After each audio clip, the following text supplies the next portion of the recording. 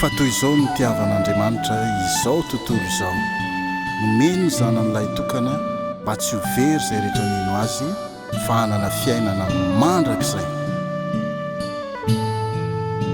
Naona ianao no mitomany, naona no lasalaza saina,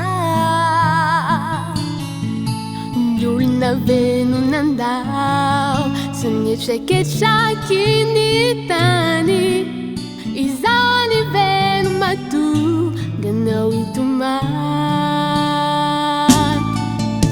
Naona ianao no mitomany, naona no lasalasa say, ny olona veno nandao sanietraketraky ny tany, izaho ny veno matonga anao hitomany. Mitrakapantsino Jesosy tianao, zay efa niandry ela tao ivelany tao, handeha ampandrosoy amin'ny finone, fa izy hitondra sambarana be.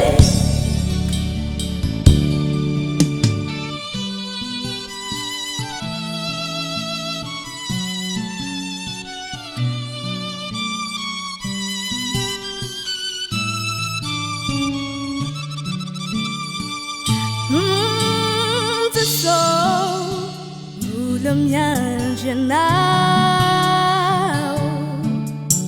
koa andeha hoento amin'izao adinao zao. Eloka ho fafany ny olanao vahany, mitsanganaka reso ny anjaranao.